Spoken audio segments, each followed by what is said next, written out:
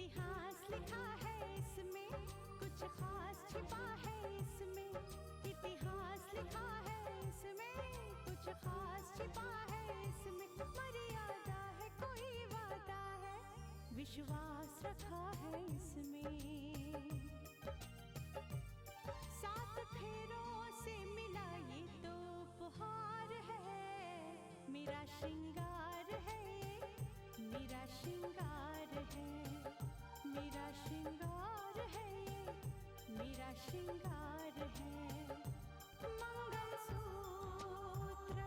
मंगलसूत्र, मंगलसूत्र, मंगलसूत्र, मंगलसूत्र,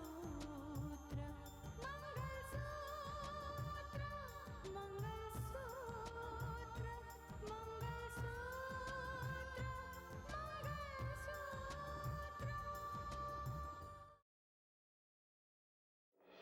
मेरी बेटी की जिंदगी में दोबारा कहर की आंधी नहीं आएगी। राकेश के साथ हुआ था, हो गया। मानस के साथ ऐसा नहीं होगा। कृतिका ने मुझे कुछ नहीं बताया, आप बताइए ना, राकेश के बारे में क्या पता चला है? बेटा राकेश दरअसल मरा नहीं, जिंदा है। मैं हूं ना, अव्वल तो ऐसा होगा नहीं, और अगर कभी ऐसा हो भी गया तो मैं ये सारे मामले गुलशन भाई पर डाल दूंगा। हाँ अंजना, तुमने बिल्कुल ठीक कहा। अब हम यहाँ एक पल भी नहीं रुकेंगे। मैं तुम्हारी क्या मदद कर सकती हूँ? माँ जी मुझे सिर्फ एक बार राकेश से मिलना है, मुझे उनसे मिलकर बात करनी है। माँ जी आप मेरी एक बात का जवाब दीजिए, क्या आपने राकेश से सिर्फ फोन पर बात की है या आप उनसे मिली है? आपने राकेश को देखा है?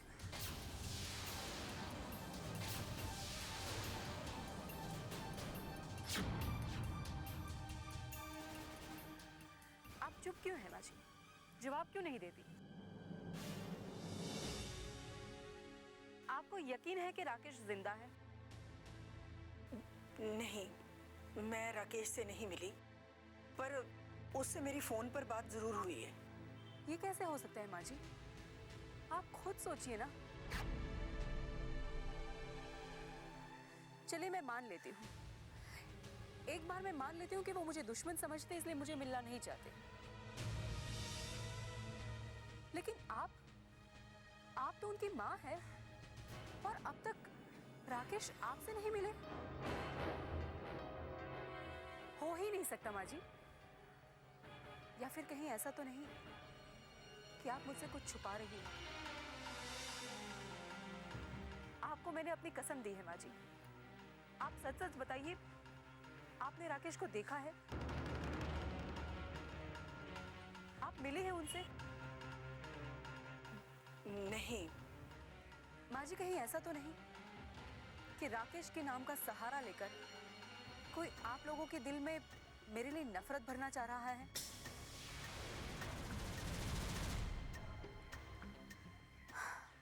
आप इस बारे में सोचिएगा जरूर। मैं फोन रखती हूँ। नमस्ते।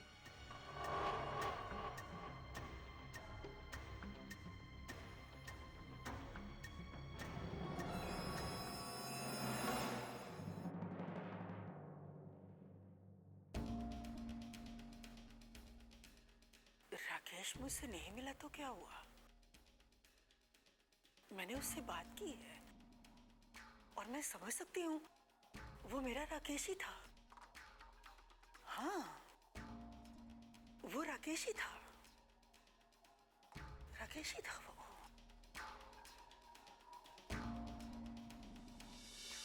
आप समझने की कोशिश क्यों नहीं कर रहे? उन लोगों ने मुझे एक नई जिंदगी दी है। अगर आज मैं जिंदा हूं तो सिर्फ उन्हीं की वजह से हूं, और आज वो मुझे छोड़कर गांव जा रहे हैं। हाँ हाँ हाँ भांजे, तुम इतनी सी बात को लेकर इतना परेशान हो रहे हो? अरे भाई गांव नहीं जा रहे हैं ना, कोई दुनिया छोड़कर थोड़ी जा रहे हैं। मेरा मतलब है कि तुम जब चाहो उन्हें गांव से वापस ले आ सकते हो, है कि नहीं? अरे बोलना। हाँ हाँ बिल्कुल ठीक। मेरी तरफ से भी मैं पहले यही कहने वाला था कि कुछ दिनों के लिए तुम उन्हें गांव भेज दो। लेकिन क्यों? अगर वो लोग यहाँ रहते हैं तो आप लोग को कोई प्रॉब्लम है क्या? ना ना बेटा, हमें क्या प्रॉब्लम हो सकती है? उल्टा ही प्रॉब्लम हो सकती है। अब देखो बेटा, तुम इतने बड़े एटीएस ऑफिसर रहे हो, ये बात तो तुम अच्छी तरह जानते हो ना कि पुलिस जब पूछताछ करने पर आती है तो कितनी सारी प्रॉब्लम खड़ी हो सकती है ना? और फिर वो आसपास के लोगों से पूछताछ करना शुरू कर देती है। मामा जी, मैं आपकी बात समझा नहीं। यही तो प्रॉब्लम है ना बेटा कि पहली बार में कोई मेरी बात समझता ही नहीं है। वैसे तुम्हें ये तो पता है ना कि रितिका मानस को बेगुनाह मानती है, और इसी कोशिश में वो लगी हुई है किस तरह से उसे बेगुनाह साबित कर दिया जाए। इसके लिए तो बेटा वो कुछ भी कर सकती है, किसी भी हद तक जा सकती है। और पुलिस भी अपनी छानबीन में लगी हुई है। अगर उन्हें जरा सी भी भनक लगी या जरा सा भी शक हुआ तो बेटा कहीं ऐसा ना हो कि वो लोग आसपास के लोगों से पूछताछ करना शुरू कर दें। समझ रहे हो ना? और अगर पुलिस को तुम पर जरा सा भी शक हुआ ना अर्जुन, तो उन लोगों से पूछताछ शुरू कर देगी। हाँ हाँ बेटा, और देखो आज तो उन लोगों को यह भी पता चल गया है कि तुमने कत्ल जैसा जुर्म किया है।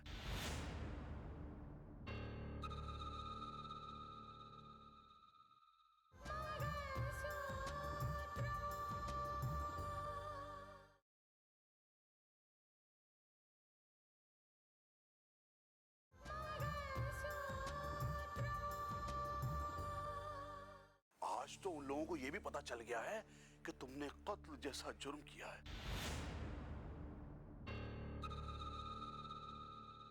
अब तुम खुद ही सोचो ना बेटा कि पुलिस की मार के आगे वो बेचारे बूढ़े क्या सह पाएंगे? बक देंगे, उगल देंगे। और अगर सच्चाई खुल गई तो तुम्हारी गिरफ्तारी होगी और तुम्हारी तरफदारी के चक्कर में हमारी मक्कारी नहीं, मेरा मतलब है कि हमारा जो प्लान है ना वो मलियामेट हो जाएगा। तो क्या इसका एक ही रास्ता है? हाँ बेटा, बस एक ही रास्ता है कि उन्हें किसी भी तरह से गांव चले जाने दो,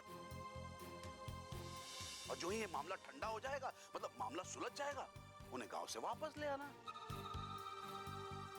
ठीक है मामा, अगर आपको ऐसा लगता है तो मैं उन्हें नहीं रुकूंगा। शाबाश भांजे, मुझे तुमसे यही उम्मीद थी। और देखो, जिस दिन मानस के केस का फैसला हो गया ना, बस यूं समझ लो कि तुम्हारा बदला पूरा हुआ और तुम आजाद हो गए। और मैं ये समझूंगा कि मैंने गंगा नहा ली। उस दिन का इंतजार मैं करूंगा और उसके बाद ही रितिका से मिलने जाऊंगा।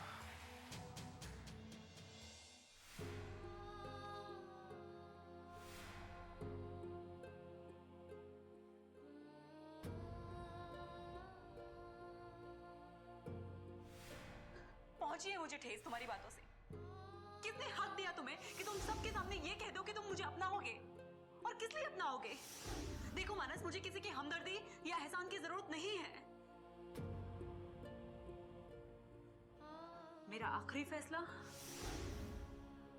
फैसला ये है मानस कि मैं जिंदगी भर दूसरी शादी के बारे में कभी नहीं सोचूंगी, क्योंकि मेरे लिए राकेश की यादें ही काफी है।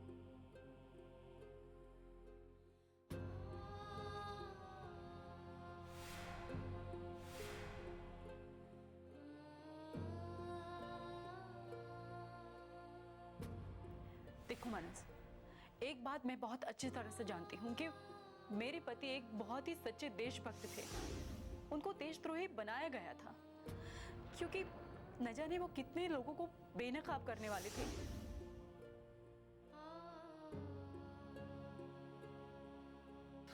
मानस, मेरी चाहत तो ये है कि मैं राकेश को बेगुनाह साबित कर पाऊं, और मैं चाहती हूँ कि शादी के बाद तुम मेरा साथ दो। तुम दोगे ना मेरा साथ? सिर्फ उस दिन का इंतजार करूंगा जब तुम इस रिश्ते को दिल से स्वीकार करोगी। मैं तुमसे वादा करता हूं, जब तक तुम नहीं कहोगे मैं तुम्हें हाथ भी नहीं लगाऊंगा।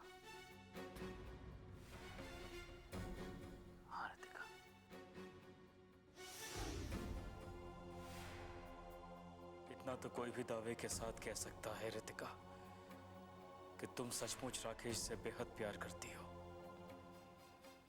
और मैंने भी देखा है, राकेश के लिए तुम्हारे दिल में बहुत प्यार है, आज भी है। पता नहीं ऊपर वाला क्या खेल खेल रहा है, न जाने उसे क्या मंजूर है।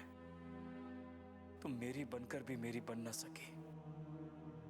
राजी हकीकत सामने आई है कि राकेश मरा नहीं, जिंदा है।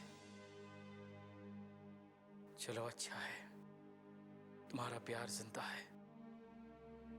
अगर ऊपर वाला फिर से तुम्हें तुम्हारा प्यार देना चाहता है तो मैं रुकावट नहीं बनूंगा। हाँ रितिका, तुम्हारी खुशी में ही मेरी खुशी है।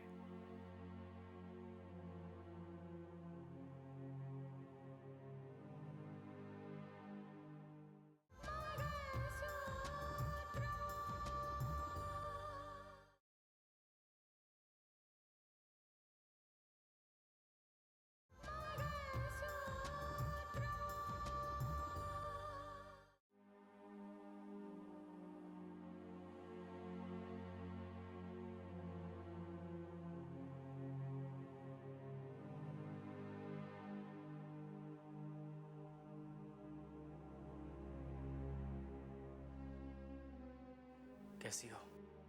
मैं ठीक हूँ मानस, लेकिन ये क्या हाल बना दिया है तुमने। फिक्र मत करो, सब ठीक हो जाएगा।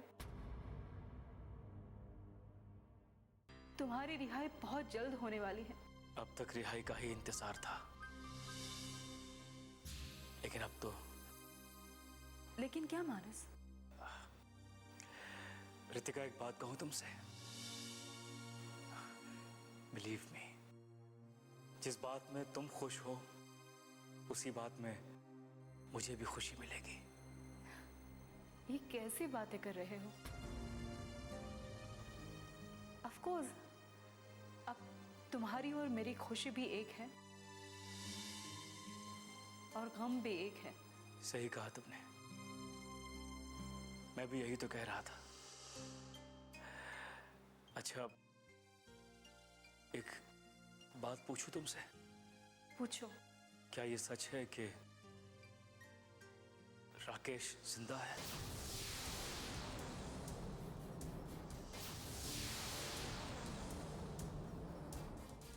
हाँ मानस, मेरे पास भी यही खबर आई है कि राकेश जिंदा है,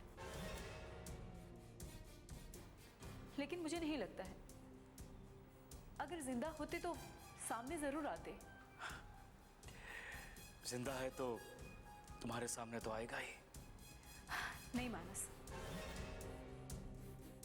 पता नहीं क्यों मुझे लगता है कि ये राकेश नहीं है।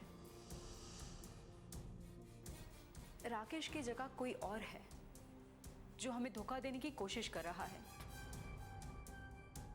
हमें बहकाने की कोशिश कर रहा है। क्यों? तुम्हें ऐसा क्यों लगता है? वो इसलिए मानस, क्योंकि राकेश अपनी माँ से बेहद प्यार करते थे और माजे से बात हुई मेरी, वो अब तक माजे से नहीं मिले हैं। खैर, मैंने तुम्हें ये सारी बातें इसलिए नहीं बताई, मुझे लगा सुनकर तुम्हें सदमा पहुंचेगा। अरे नहीं नहीं रितिका, राकेश जिंदा है इस बात से मुझे सदमा नहीं बल्कि खुशी महसूस हो रही है। आगे कुछ भी मत बोलना, बस। शायद मैं बर्दाश्त न कर पाऊं। खैर, तुम्हें जानकर परेशानी होगी, अच्छा नहीं लगेगा कि राकेश ने तुम पर और मुझ पर यह आरोप लगाया है कि हम दोनों ने मिलकर उसे फंसाने की कोशिश की है। What? हाँ मानस, उसने कुछ लोगों से यही बात की है और इसीलिए मुझे लगता है कि कोई इंसान है जो राकेश के नाम का इस्तेमाल करके हमें धोखा देने की कोशिश कर रहा है, हमारे साथ बहुत बड़ा खेल खेल रहा है। तुम ये सारी बातें छोड़ो,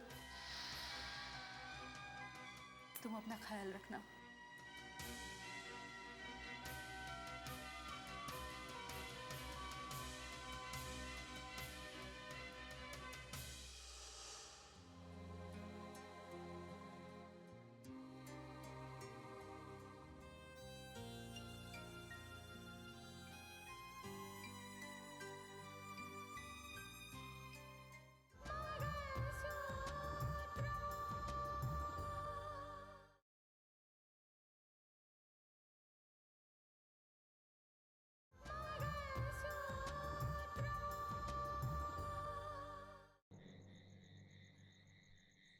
बेटा, हर बात इंसान के बस में नहीं होती।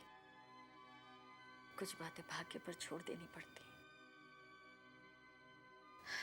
भाग्य बहुत बड़ी चीज है।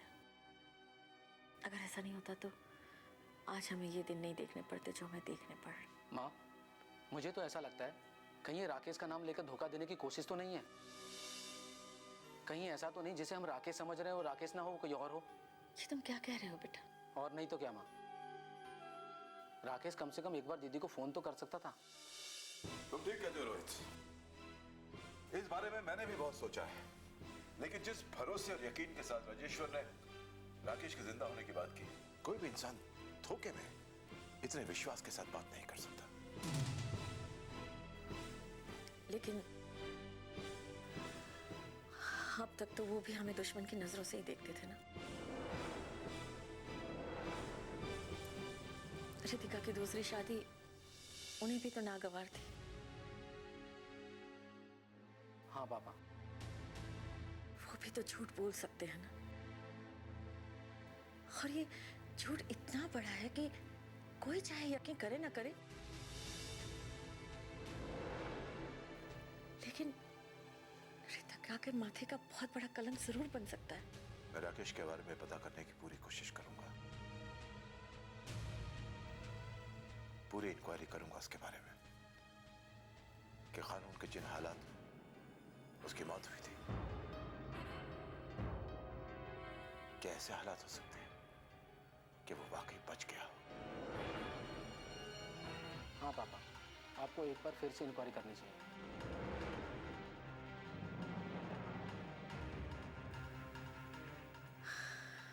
आपको जरूर सोचना चाहिए इस बारे में।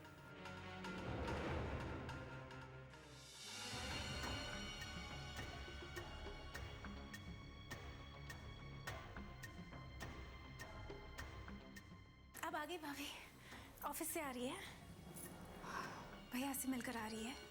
हाँ, माँ भी भैया को मिलने गई थी, उन्होंने तो इंस्पेक्टर से भी बात की। साक्षी, आप किसी से मिलने का कोई फायदा नहीं है। जो कुछ भी होगा वो अदालत में होगा। और वैसे भी माँ जी मानस से मिलने के लिए नहीं, वो बताने के लिए गई थी कि राकेश जिंदा है। हाँ, मैंने बताया मानस को, और मानस से छुपाने की क्या जरूरत है? लेकिन माँ जी, इस बात की हकीकत को आप जानते हो। हाँ, वही हकीकत को समझने की कोशिश कर रही हूं कि तुम इस घर में बहू बनकर आई, लेकिन इस घर की बहू नहीं बन सकी।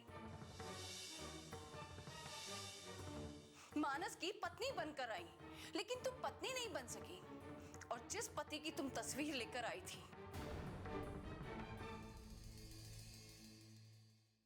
आज वो सुनने में आ रहा है कि वो जिंदा है। आप मेरा यकीन कीजिए, आपसे ज्यादा इस बात को लेकर मैं परेशान हूं। तुम परेशान हो या नहीं हो, हम बहुत परेशान हैं। माँ प्लीज, गुजरी हुई बातों का मुद्दा मत बनाइए प्लीज। ये ऐसी बात नहीं है साक्षी कि बात खत्म हो जाए। माँ जी, आप कैसी बातें कर रही हो? हमें तो ये भी नहीं पता कि इस बात में कितनी सच्चाई है, या फिर कोई अफवाह फैला रहा है। तुम इस बात का पता क्यों नहीं लगाती हो? सिर्फ घर वालों पर रौब चलाती हो। काजल पर हाथ उठाती हो? अरे जाकर उनसे पूछती क्यों नहीं कि ये बातें क्यों फैलाई जा रही हैं? कि राकेश अगर जिंदा है तो उसे सामने क्यों नहीं लाया जाता? माँ जी आप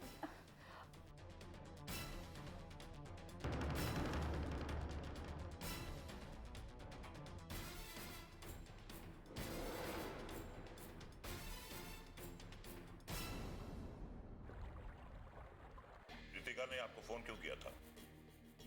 उसके फोन करने का मतलब क्या था? हाँ? दरअसल राकेश के बारे में पूछने के लिए फोन किया था। वो कह रही थी कि वो उससे मिलना चाहती है। किस रिश्ते के तहत मिलना चाहती है? क्यों मिलना चाहती है? वो मुझसे पूछ रही थी कि राकेश मुझसे मिलने क्यों नहीं आया। वैसे बात तो उसकी भी सही है, राकेश को हम लोगों से मिलने आना चाहिए था ना। एक बात आप अच्छी तरह जान लीजिए कि आपके जज्बात का ख्याल करके मैं रितिका के साथ आपके हर रिश्ते को बर्दाश्त करता रहा, लेकिन आज उसकी हकीकत जानने के बाद मैं ये बिल्कुल बर्दाश्त नहीं करूंगा कि आप उससे किसी भी किस्म का कोई रिश्ता कायम रखें। किस हकीकत की बात कर रहे थे आप?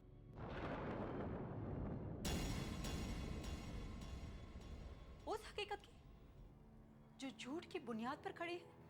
आपने यहां बिन बुलाए तशरीफ लाने की तकलीफ कैसे की? यहां आने की तकलीफ इसलिए की मैंने कि मेरी जिंदगी बर्बाद हो रही है।